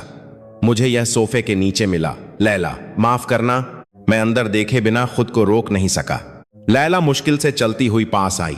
मैं देख सकती हूं? नजीब ने सावधानी से लिफाफा उसे दे दिया। लैला ने एक एक करके चीजें निकाली और जब उसकी नजर अल्ट्रासाउंड तस्वीर के पीछे की लिखावट पर पड़ी तो उसके कंधे कांपने लगे, आंसू बिना रुके बहने लगे। कबीर, तो अब्बू ने सब कुछ नहीं फेंका? वह बड़बड़ाई। या शायद यह उनकी नजर से बच गया। नजीब ने थूक निगला। यह लिखावट तुम्हारे शौहर की है? लैला ने धीरे से सिर हिलाया। यह उसने तब लिखा था जब हम आखिरी बार मिले थे। उस वक्त मैं पहली अल्ट्रासाउंड रिपोर्ट लेकर गई थी। वह बहुत खुश था, कह रहा था कि वह रस्मी तौर पर रिश्ता लेकर आएगा, अपने परिवार को लाएगा। अब्बू से ठीक से बात करेगा। वह कड़वाहट से हंसी, लेकिन जो आए वे अब्बू के भेजे हुए लोग थे, धमकी लेकर। नजीब ने बीच में नहीं टोका, वह बस बगल में खड़ा रहा। लैला को उन यादों को बाहर निकालने दिया जिन्हें उसने अब तक कसकर बंद कर रखा था। मेरे अब्बू को वह कभी पसंद नहीं था, लैला ने आगे कहा। कहते थे कि वह सिर्फ दौलत के पीछे है, जबकि असल में अब्बू उस हिस्सेदारी के पीछे थे जो मेरे कबीर के परिवार की होनी चाहिए थी। एक पुराना झगड़ा था जिसे मैं कभी समझ नहीं पाई। नजीब को रिपोर्ट पर लिखा नाम याद आया। वह परिवार का नाम जाना पहचाना लग रहा था। उसने कुछ महीने पहले मिस्टर हैदर खान को किसी से फोन पर गुस्से में उस नाम का जिक्र करते सुना था। मुझे नहीं पता कि कबीर जिंदा भी है या नहीं, लैला ने धीमी आवाज में कहा। उसका नंबर अक्सर बंद रहता है। जिस ऑफिस में वह काम करता था वह अचानक दिवालिया हो गया। उसके सारे निशान जैसे मिटा दिए गए हों और तुम्हें घर वापस आने पर मजबूर किया गया, जैसे तुम्हारी कभी शादी ही नहीं हुई थी। नजीब ने धीरे से अंदाजा लगाया। लैला ने सिसकी रोकते हुए सिर हिलाया। अब्बू ने कहा कि अगर मैं अभी भी खुद को कबीर की बीवी मानूंगी तो मुझे कहीं दूर भेज दिया जाएगा, सारी सहूलियतें छीन ली जाएंगी, शायद पागल भी करार दे दिया जाएगा। मैं कमजोर थी नजीब, मैं डर गई। आखिरकार मैं चुप हो गई। उसने हाथ में लिफाफे को देखा और फिर नजीब की ओर मुड़ी। अब तुम समझे कि मुझे तुम्हें शौहर बुलाना क्यों मुश्किल लगता है? नजीब ने एक लंबी सांस ली। मैंने तुमसे यह कभी नहीं मांगा। शुरू से ही मैं बस यह चाहता था कि तुम और तुम्हारा बच्चा सुरक्षित रहो। जहां तक पुकारने की बात है वह बाद की बात है। लैला ने लिफाफा वापस बंद कर दिया। प्लीज इसे कहीं छिपा दो, कमरे में नहीं। अब्बू अक्सर मेरी जानकारी के बिना तलाशी लेते हैं। अगर उन्हें पता चला कि यह लिफाफा अभी भी है तो मुझे नहीं पता कि वह क्या करेंगे। नजीब ने दृढ़ता से सिर हिलाया। मैं इसे ऐसी जगह रखूंगा जहां सिर्फ मुझे पता हो। उसने लिफाफा अपनी जेब में डाल लिया, उसका वजन अपने सीने पर महसूस करते हुए। वजन कागज का नहीं बल्कि उसमें छिपे राज का था। नजीब, लैला ने पुकारा जब वह जाने वाला था। अगर किसी दिन यह सच्चाई सामने आई तो क्या तुम मेरा साथ दोगे? नजीब ने उसे देर तक देखा। मैं सच्चाई का साथ दूंगा, उसने धीरे से जवाब दिया। अगर सच्चाई तुम्हारे पक्ष में है तो मैं भी तुम्हारे साथ हूं। लैला ने सिर हिलाया, जैसे यह वाक्य उसे एक और दिन टिके रहने के लिए काफी था। वह धीमे कदमों से अपने कमरे में लौट गई, जबकि नजीब पिछले दरवाजे के पास अपने छोटे से पोस्ट की ओर बढ़ गया। वहां उसने अपनी पुरानी कुरान खोली और उस लिफाफे को उन 2 पन्नों के बीच रख दिया जिन्हें वह अक्सर पढ़ता था। उसने कुरान को कसकर बंद कर दिया, जैसे कोई वादा बंद कर रहा हो। बाहर हवा भीगी मिट्टी की महक ला रही थी। नजीब के दिल में एक इरादा पनपने लगा था। वह हमेशा चुप नहीं रहेगा, भले ही उसे उस इंसान का सामना करना पड़े जिसने अब तक उसे रोजी रोटी दी थी। उस रात भारी बारिश हो रही थी। बिजली कई बार चमकी, जिससे खिड़की के शीशे हल्के से कांप उठे।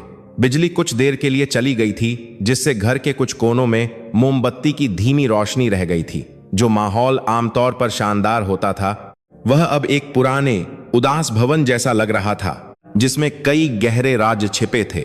नजीब कमरे में कालीन पर बैठा छोटी मेज पर मोमबत्ती की स्थिति ठीक कर रहा था। लैला बिस्तर के सहारे टिकी हुई थी, अपने बढ़ते पेट को पकड़े हुए। उसका चेहरा थका हुआ था, लेकिन उसकी आंखें जागी हुई थीं। ऐसा माहौल मुझे उस रात की याद दिलाता है, लैला ने अचानक कहा। नजीब ने पूछा, कौन सी रात? वह रात जब मुझे पहली बार एहसास हुआ कि मेरी जिंदगी अब मेरी नहीं रही। नजीब ने आगे नहीं पूछा, उसने बस देखा, यह संकेत देते हुए कि अगर लैला बताना चाहे तो वह सुनने के लिए तैयार है। मैं पहले एक अच्छी लड़की नहीं थी, लैला ने शुरू किया। उसकी आवाज धीमी लेकिन स्थिर थी।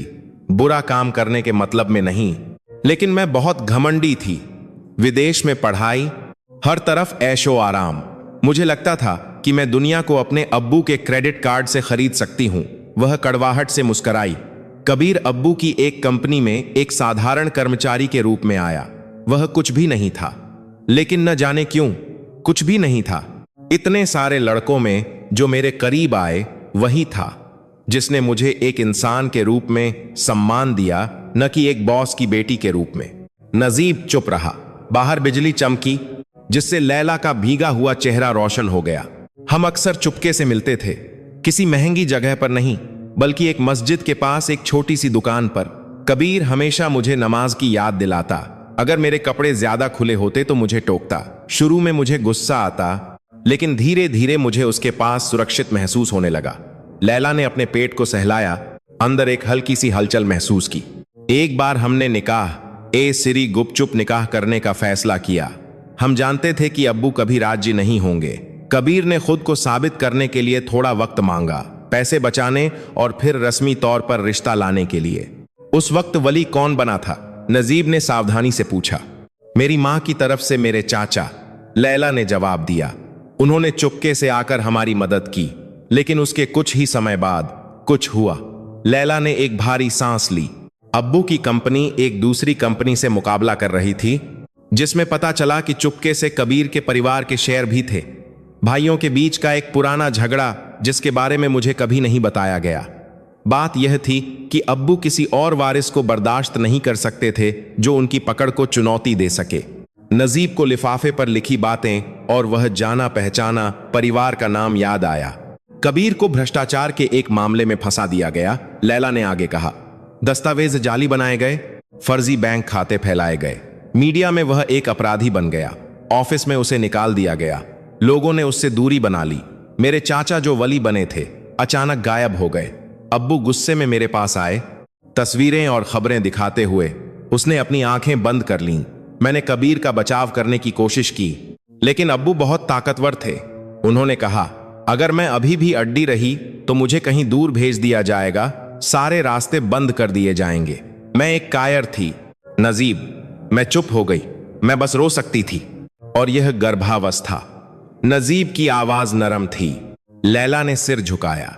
निकाह ए सिरी के कुछ हफ्तों बाद मैं गर्भवती हो गई। मुझे खुशी हुई। मैंने सोचा कि यह कबीर के लिए लड़ने का एक मजबूत कारण होगा, लेकिन अब्बू की नजरों में यह एक हथियार था। उन्होंने कहा कि यह बच्चा या तो कबीर को पूरी तरह से बर्बाद करने के लिए इस्तेमाल किया जा सकता है, या फिर हमारे परिवार की प्रतिष्ठा को गिराने के लिए। उसने नजीब को देखा। उसकी आंखों में गहरा पछतावा था। आखिरकार अब्बू ने एक और रास्ता चुना, कबीर के अस्तित्व को कहानी से मिटाने का। उन्होंने मुझे निकाह की बात से मुकरने पर मजबूर किया, डॉक्टर को धमकाया, यहां तक कि कुछ कागजात भी जाली बनवाए। मुझे इस घर में नजरबंद कर दिया गया, और जब गर्भ और बढ़ने लगा तो उन्होंने किसी ऐसे व्यक्ति की तलाश शुरू कर दी जिसे रस्मी शौहर बनाया जा सके। कोई ऐसा जिसके पास विरोध करने की ताकत न हो। तभी तुम्हारा नाम सामने आया। नजीब को लगा जैसे उसके गले में कुछ अटक गया हो। तो मुझे इसलिए चुना गया क्योंकि मैं कमजोर हूं। सिर्फ कमजोर नहीं, लैला ने धीरे से विरोध किया, क्योंकि तुम साफ सुथरे हो। एक मदरसा छात्र जिसका कोई बुरा रिकॉर्ड नहीं है। कहानी को ढकने के लिए एक आदर्श नाम। कमरे में खामोशी छा गई। बाहर बारिश की आवाज एक लंबी फुसफुसाहट की तरह लग रही थी, जो अभी अभी कही गई हर बात की पुष्टि कर रही हो।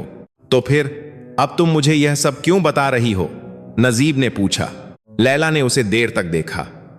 क्योंकि मैं थक गई हूं, और क्योंकि इन कुछ महीनों में तुमने एक बार भी स्थिति का फायदा उठाने की कोशिश नहीं की। तुमने कभी शौहर का हक नहीं मांगा। तुमने कभी मुझे अतीत बताने के लिए मजबूर नहीं किया। तुम बस मौजूद थे। यह साधारण वाक्य नजीब के सीने में एक साथ गर्मी और दर्द भर गया। मैं बस वही कर रहा हूं जो मैंने अपने थोड़े से इल्म से समझा है, उसने जवाब दिया। यह निकाह शायद आदर्श न हो, लेकिन यह किसी को चोट पहुंचाने का कारण नहीं है। लैला ने सिर झुकाया और फिर धीरे से कहा, नजीब, अगर किसी दिन कबीर वापस आया और अपना हक मांगा तो क्या तुम गुस्सा होगे? नजीब ने मोमबत्ती की लौ को देखा, अपनी परछाई को हिलते हुए देखा। मुझे किसी ऐसी चीज पर गुस्सा होने का कोई हक नहीं है जो मेरे आने से पहले से मौजूद थी, उसने धीरे से कहा। मैं बस यह सुनिश्चित कर सकता हूं कि किसी को पहले से ज्यादा चोट न पहुंचे। लैला का पेट अचानक हल्का सा सिकुड़ा। उसने असहजता को दबाने के लिए अपने होंठ काट लिए। क्या हुआ? नजीब ने चिंता से पूछा। बस थोड़ा सा खिंचाव है, लैला ने जवाब दिया। डॉक्टर ने कहा है कि आखिरी महीने के करीब यह सामान्य है। नजीब तुरंत खड़ा हो गया। अगर ज्यादा दर्द हो तो हम अस्पताल चलेंगे, इंतजार मत करना। लैला ने सिर हिलाया। नजीब? हाँ, सुनने के लिए शुक्रिया। भले ही यह कहानी तुम्हें मुझसे शादी करने पर पछताने पर मजबूर कर दे। नजीब ने एक सांस ली और हल्की सी मुस्कुराया। पछतावा मेरे और अल्लाह के बीच का मामला है।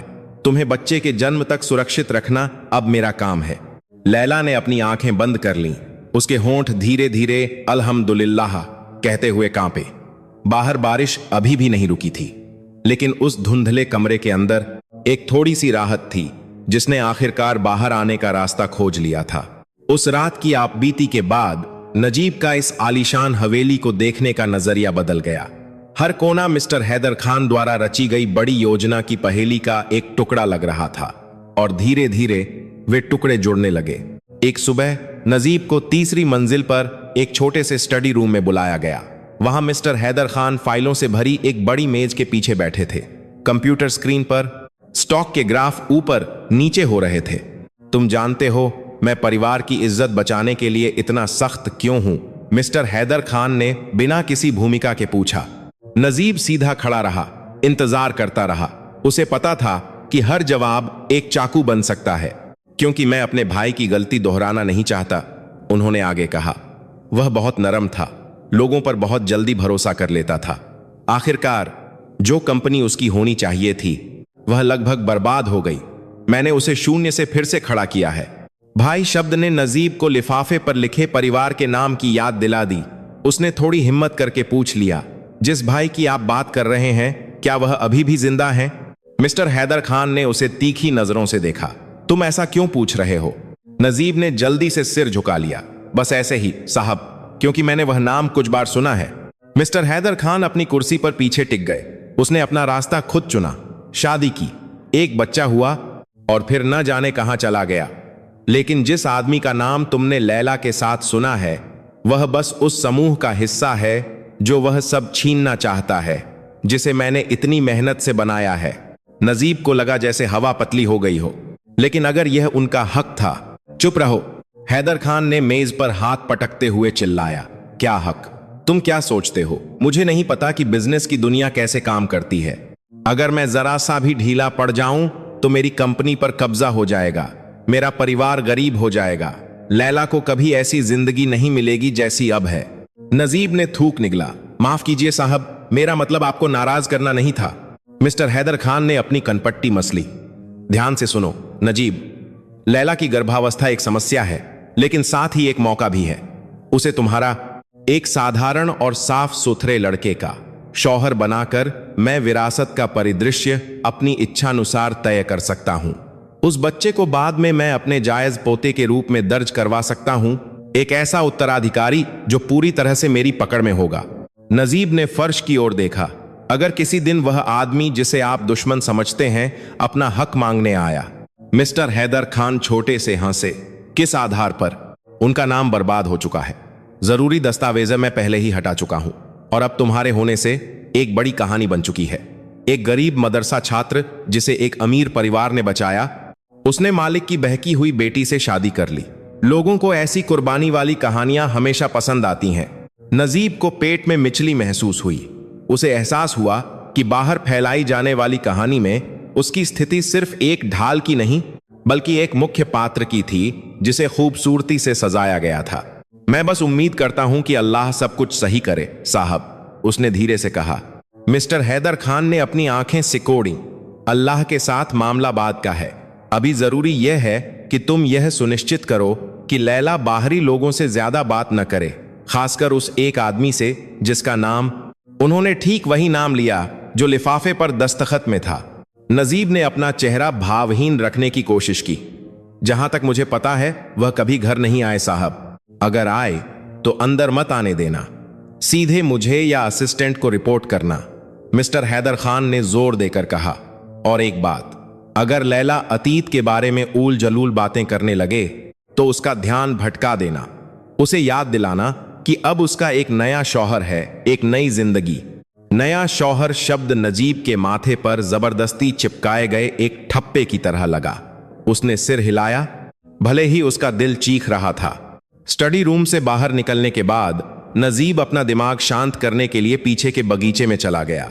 वहां उसकी मुलाकात एक बूढ़े माली से हुई जो उसके आने से बहुत पहले से काम कर रहा था।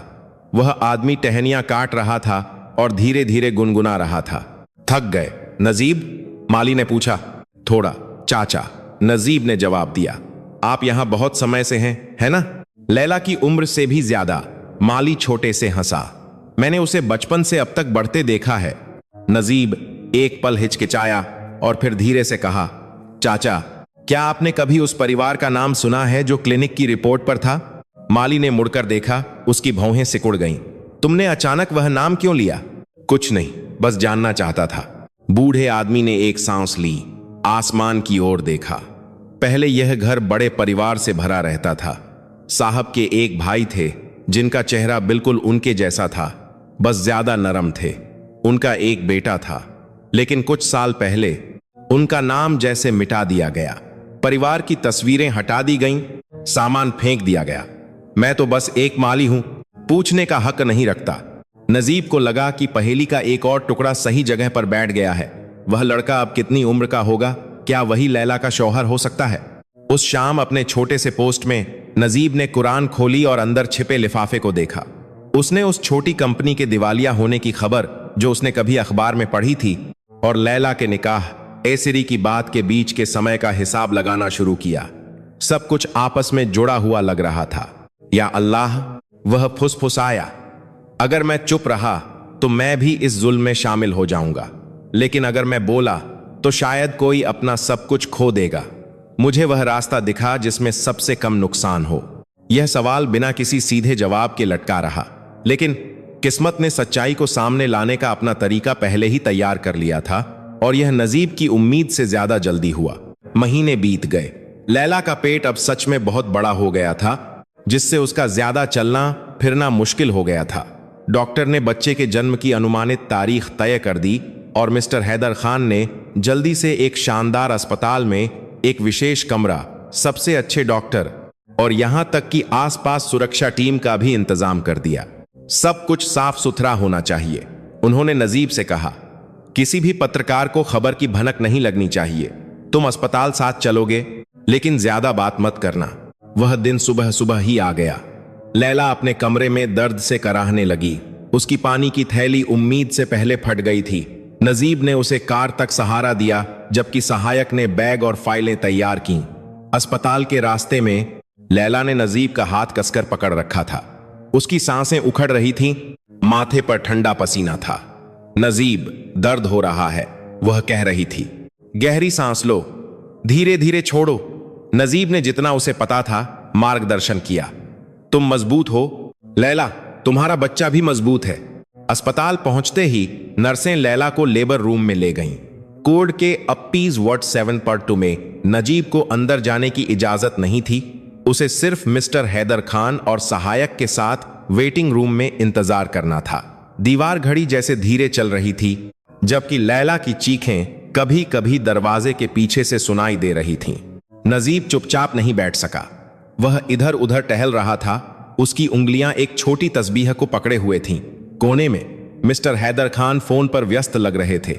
ऑफिस के लोगों को निर्देश दे रहे थे, जैसे उनके पोते का जन्म भी उनके कई महत्वपूर्ण कामों में से एक हो। कुछ घंटों बाद एक बच्चे के रोने की आवाज गलियारे में गूंजी। नजीब ने चलना बंद कर दिया। उसका दिल कांप उठा। यह वह रोना था जिसे उसने अब तक सिर्फ अपनी दुआओं की कल्पना में सुना था। लेबर रूम का दरवाजा खुला। डॉक्टर एक पेशेवर मुस्कान के साथ बाहर आए। अल्हम्दुलिल्लाह, मां और बच्चा दोनों सुरक्षित हैं। लड़का हुआ है, स्वस्थ है। मिस्टर हैदर खान ने राहत की सांस ली, खड़े हुए और डॉक्टर से हाथ मिलाया। शुक्रिया डॉक्टर, हम बाद में बाकी औपचारिकताएं पूरी कर लेंगे। मैं चाहता हूं कि मेरे पोते का नाम अच्छे से दर्ज हो। नजीब ने भी शुक्र अदा किया। भले ही उसकी भावनाएं मिली जुली थीं, उसे अभी भी नहीं पता था कि उसे उस बच्चे के प्रति खुद को कैसे स्थापित करना है। कागज पर आधिकारिक पिता या सिर्फ एक दरवाजे का पहरेदार जो कहानी में संयोग से शामिल हो गया। कुछ मिनट बाद एक नर्स ने उन्हें लैला और बच्चे को थोड़ी देर के लिए देखने की इजाजत दी। कमरे के अंदर लैला पीले लेकिन खुश चेहरे के साथ कमजोर सी लेटी थी। उसकी गोद में एक छोटा सा बच्चा नीले कंबल में लिपटा हुआ था। उसकी आंखें अभी भी बंद थीं। लैला, नजीब पास आया, अपनी भावनाओं को रोकते हुए। अल्हम्दुलिल्लाह, तुमने कमाल कर दिया। लैला हल्की सी मुस्कुराई। यह हमारा बच्चा है नजीब, उसने धीरे से कहा। भले ही वह खुद जानती थी कि इस शब्द के पीछे एक और सच्चाई है। जो भी हो, वह दुआओं के साथ बड़ा होगा। नजीब ने उस बच्चे को देर तक देखा। उसके दिल ने उस छोटी सी जान को सलाम किया जिसे अभी बड़ों की दुनिया की उथल पुथल का पता नहीं था। उसने मन ही मन वादा किया कि वह इस बच्चे को नफरत से बचाएगा, चाहे कैसे भी। मिस्टर हैदर खान कुछ देर बाद अंदर आए। उनका चेहरा संतुष्टि से चमक रहा था। बहुत अच्छे, पोता हुआ है, यह एक मजबूत उत्तराधिकारी बनेगा। उन्होंने लैला का माथा चूमा, फिर बच्चे को ऐसे देखा जैसे किसी महत्वपूर्ण अनुबंध पर दस्तखत देख रहे हों। मैं थोड़ी देर में नीचे प्रशासन विभाग में कागजात बनवाने जा रहा हूं। जन्म प्रमाण पत्र में पिता का नाम नजीब बिन। उन्होंने नजीब का पूरा नाम साफ साफ लिया। लैला सन्न रह गई, नजीब भी। उन्होंने एक दूसरे को देखा लेकिन कुछ कह नहीं पाए, क्योंकि मिस्टर हैदर खान तेजी से बाहर निकल चुके थे। नजीब आधे घंटे बाद लैला के सो जाने के बाद बाहर आया। वह बस लॉबी में बैठकर थोड़ी ताजी हवा लेना चाहता था, लेकिन जब वह प्रशासन के गलियारे की ओर मुड़ने वाला था तो उसने कुछ ऐसा देखा जिससे उसके कदम रुक गए। एक आदमी सूचना पटल के पास खड़ा था। उसका शरीर थकान से थोड़ा झुका हुआ था। उसके बाल थोड़े लंबे और बिखरे हुए थे। चेहरा दुबला, होंठों पर हल्की मूंछें थीं। उसने जो कपड़े पहने थे वे महंगे नहीं थे, लेकिन साफ सुथरे थे। उसके हाथ में एक पुरानी फाइल और एक छोटा बैग था।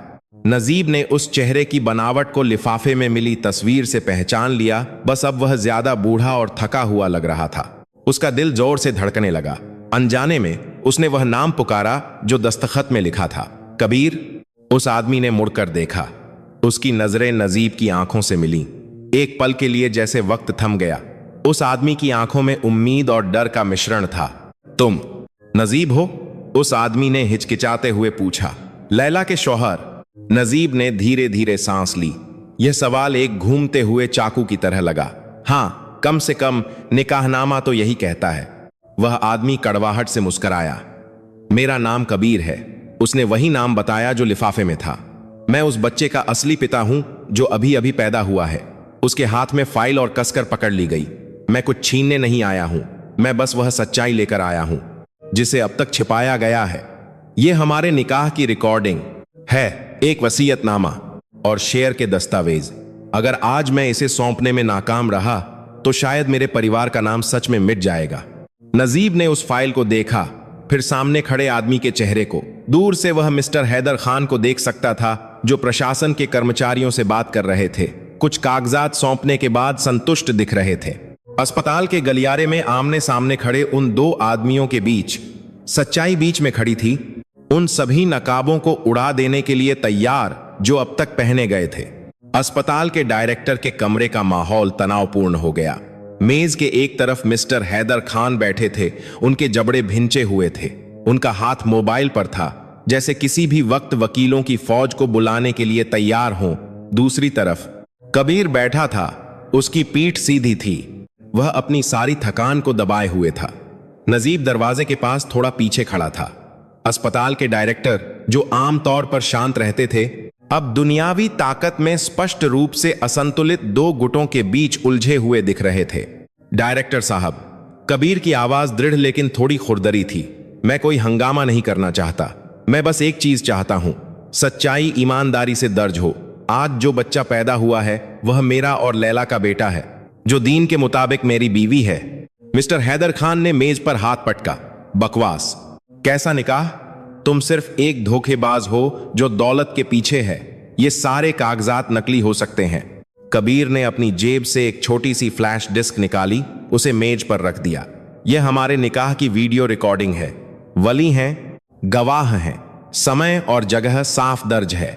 मेरे पास निकाहनामे की एक प्रति भी है जो लैला के अब्बू के लोगों द्वारा सब कुछ गायब करवाने से पहले बनवाई गई थी। नजीब ने मिस्टर हैदर खान के चेहरे पर ध्यान दिया, जो एक पल के लिए पीला पड़ा और फिर दोबारा सख्त हो गया। यह छोटी सी प्रतिक्रिया यह बताने के लिए काफी थी कि कबीर की बातें सिर्फ कहानी नहीं थीं। डायरेक्टर ने फ्लैश डिस्क ली, उसे विशेष रूप से बुलाए गए आईटी स्टाफ को सौंप दिया। कुछ मिनट बाद कमरे की बड़ी स्क्रीन पर एक वीडियो चलने लगा। तस्वीर थोड़ी हिल रही थी, लेकिन इतनी साफ थी कि एक युवा और खिले हुए चेहरे वाली लैला को एक सादी ड्रेस में देखा जा सकता था। उसके बगल में कबीर बैठा था, घबराया हुआ मुस्कुरा रहा था। एक चाचा वली बने थे, काजी साहब थे, गवाह थे। इजाब कबूल की आवाज साफ सुनाई दे रही थी और अंत में गवाहों का कबूल है कहना। नजीब ने अपने सीने में कुछ चुभता हुआ महसूस किया जब उसने लैला को उस रिकॉर्डिंग में खुशी से मुस्कुराते हुए देखा। एक ऐसी मुस्कान जो उसने उनकी शादी के दौरान कभी नहीं देखी थी। जबकि उसके बगल में मिस्टर हैदर खान लाल आंखों से स्क्रीन को घूर रहे थे। वीडियो खत्म होने के बाद कबीर ने एक और कागज निकाला।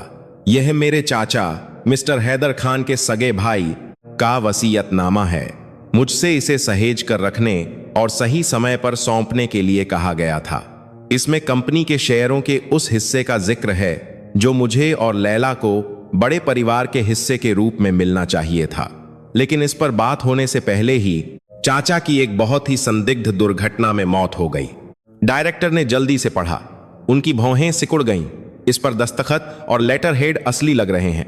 हम इसे नोटरी से सत्यापित करा सकते हैं। मिस्टर हैदर खान खड़े हो गए। उनकी आवाज ऊंची हो गई। यह सब तुम्हारी चाल है। तुम और मेरे बेवकूफ भाई ने मिलकर मुझे फंसाने की साजिश रची। तुम क्या सोचते हो कि इस कागज से तुम वह सब गिरा दोगे जो मैंने दशकों में बनाया है? कबीर ने सिर उठाया।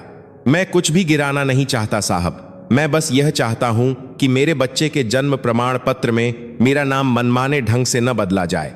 अगर आप कंपनी पर नियंत्रण रखना चाहते हैं तो रखिए, लेकिन मेरा एक पिता होने का सबसे बुनियादी हक भी मत छीनिए। नजीब ने गहरी सहानुभूति महसूस की। यह आदमी वकीलों की फौज के साथ नहीं, बल्कि सिर्फ एक पुरानी फाइल और हिम्मत के साथ आया था। डायरेक्टर ने सभी उपस्थित लोगों को देखा।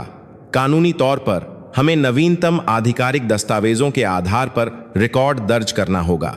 अगर बाद में सिविल रिकॉर्ड में नजीब भाई का नाम जायज शौहर के रूप में दर्ज होता है तो हम उसे अदालत की प्रक्रिया के बिना नहीं बदल सकते। लेकिन नैतिक रूप से यहां एक ऐसा विवाद है जिसे अस्पताल के बाहर सुलझाया जाना चाहिए। नजीब एक कदम आगे बढ़ा। डायरेक्टर साहब, क्या मैं कुछ कह सकता हूं? सबने मुड़कर देखा। नजीब बड़े लोगों के सामने कम ही बोलता था, लेकिन इस बार उसे बोलना जरूरी लगा। मैं शुरू से जानता था कि यह बच्चा मेरा खून नहीं है, उसने धीरे लेकिन साफ कहा। मैंने लैला से इसलिए शादी की क्योंकि मुझसे कहा गया, बल्कि यूं कहें कि परिवार की इज्जत बचाने के लिए मजबूर किया गया। मुझे निकाह, सिरी और इस वसीयत के बारे में नहीं पता था। आज के सबूतों को देखकर मुझे उनके बीच खड़े होने का कोई हक नहीं है। मिस्टर हैदर खान ने उसे तीखी नजरों से देखा। नजीब, तुम्हें याद है तुम्हें अब तक किसने पाला है? नजीब ने अपने पैरों में कंपन को रोका। मुझे याद है साहब, लेकिन मुझे यह भी याद है कि रिज्क अल्लाह की तरफ से किसी के भी जरिए आता है। अगर अब तक मैंने इस घर की रोटी खाई है तो मैं शुक्रगुजार हूं, लेकिन इसका मतलब यह नहीं है कि मुझे हमेशा के लिए एक झूठ को ढकने में मदद करनी होगी। माहौल खामोश हो गया। केवल एयर कंडीशनर की धीमी गुनगुनाहट सुनाई दे रही थी। कबीर ने नजीब को भीगी आंखों से देखा। शुक्रिया नजीब, मैंने नहीं सोचा था कि तुम ऐसा कहोगे। नजीब ने संक्षिप्त रूप से सिर हिलाया। मैं बस यह नहीं चाहता कि कल मुझसे पूछा जाए कि सच्चाई जानने के बाद भी मैं चुप क्यों रहा।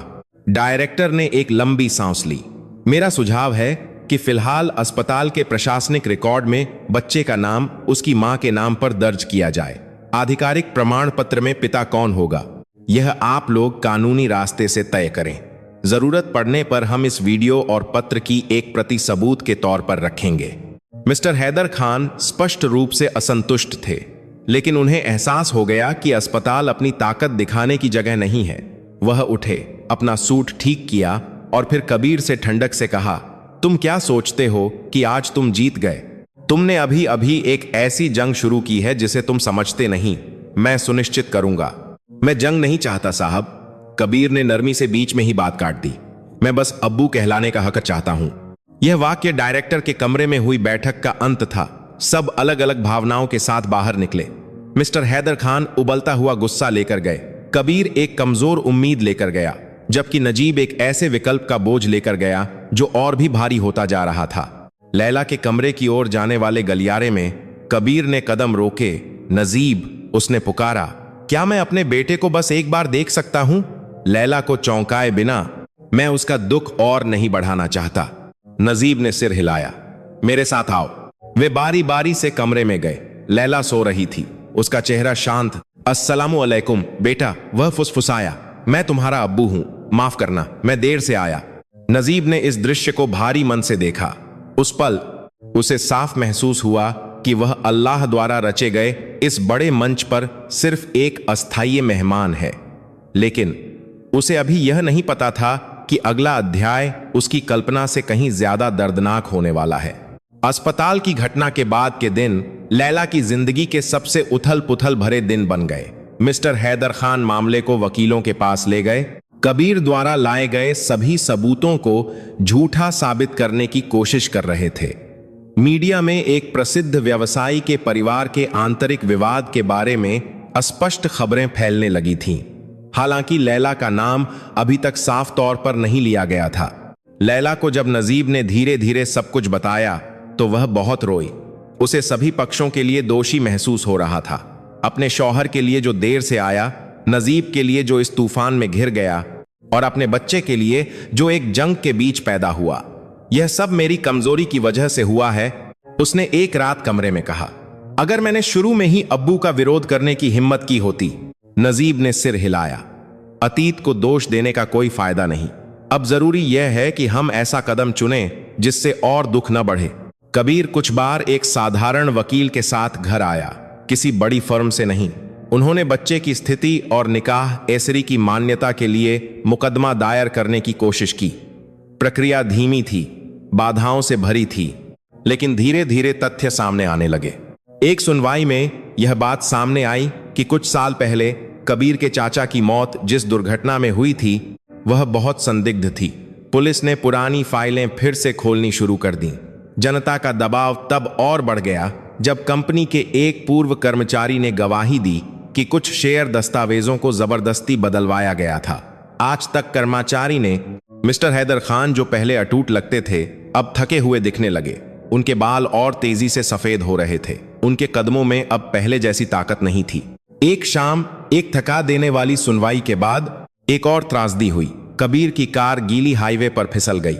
एक लंबी ढलान पर उतरते समय उसके ब्रेक अचानक फेल हो गए। एक के बाद एक कई गाड़ियां टकरा गईं। उसकी मौके पर ही मौत हो गई। यह खबर लैला पर दिन दहाड़े बिजली की तरह गिरी। खबर सुनते ही वह बेहोश हो गई। उसका बच्चा, जिसे आया ने गोद में ले रखा था, जोर जोर से रोने लगा, जैसे वह भी इस नुकसान को महसूस कर रहा हो। जब लैला को होश आया तो नजीब बिस्तर के पास बैठा था। उस लड़की का चेहरा पीला पड़ गया था। कबीर मर गया। उसकी आवाज लगभग सुनाई नहीं दे रही थी। नजीब ने धीरे से सिर हिलाया। इन्ना लिल्लाही व इन्ना इलैहि राजिऊन। एक हादसा। पुलिस अभी जांच कर रही है। लैला के आंसू बिना आवाज के बहने लगे। मैं उससे माफी भी नहीं मांग सकी। यह भी नहीं कह सकी कि मैंने उससे प्यार करना कभी बंद नहीं किया था। नजीब ने सिर झुका लिया, उस दुख के लिए जगह देते हुए।